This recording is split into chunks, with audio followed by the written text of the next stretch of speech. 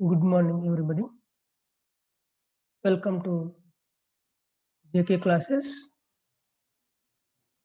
Today we are going to discuss about structures of oxyacids.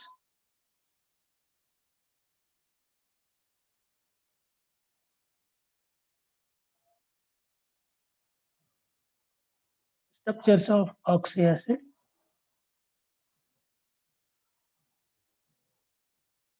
And what is oxyacid? Oxyacid is nothing but acid which contains hydrogen and oxygen. Oxyacid means acid which contains hydrogen as well as oxygen. Let us take one example. Sulfuric acid, H2SO4. This is the formula of sulfuric acid. Now here, if you observe, in this acid, hydrogen is there as well as oxygen is there. That's why this is known as here oxyacid of sulfur. So this compound is known as here oxyacid of sulfur. Then how to draw the structure of each and every oxyacid? So here one clue is there here. One clue in this number of hydrogens in case of oxyacids, number of hydrogens is equal to number of OH groups. Simply, in case of oxyacids, number of hydrogens is equal to number of OH groups. This rule generally not applicable to some exception condition are there here, except in case of H3PO3, H3PO3, H3PO2, and in case of H3BO3. So except in these cases, most of the cases generally, number of hydrogens is equal to number of OH groups. So in this, how to draw the structure of sulfuric acid? Let us assume here H2SO4 is there here. So in case of H2SO4, generally we need to select first central atom, which is nothing but sulfur. Now here number of hydrogens, how many are there? 2 hydrogens are there. There is no exception for this. Now here number of hydrogens is equal to number of OH groups.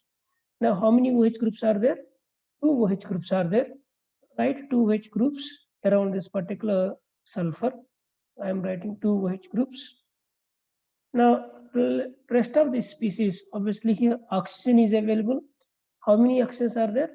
2 oxygens are there. Write down these 2 oxygens around this particular sulfur. Now we know one thing here, oxygen always forms 2 bonds. Oxygen always forms 2 bonds, either one double bond or 2 single bonds.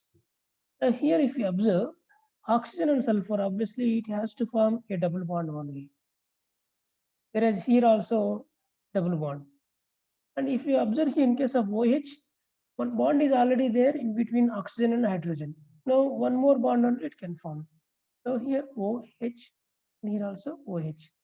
This is the structure of this particular H2SO4. Like this, we can calculate sigma bonds as well as pi bonds as well as lone pairs, etc. in this type of category. Let us take one more example here. In general, here, if you focus here, H3PO4 is there here, phosphoric acid, orthophosphoric acid. So here also, if you observe, is there any exception for this? No, there is no exception for this particular category. And here also number of hydrogens is equal to number of OH groups. Now, first of all, you need to select central atom. Select central atom. What is that? Phosphorus. How many hydrogens are there? 3 hydrogens are there. All right, 3 OH groups around this particular phosphorus. One OH I'm writing here, one more OH here, so one more OH I'm writing here. Now, how many left out species are there? Oxygen is available here.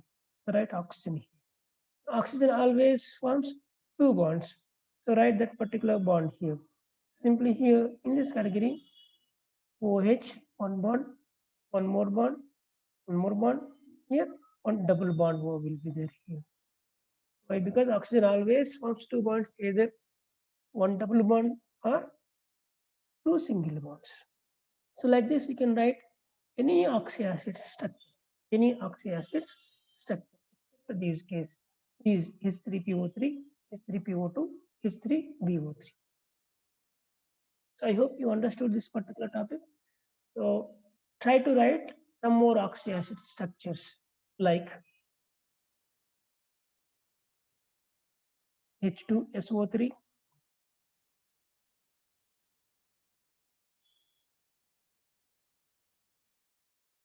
H4P2O7,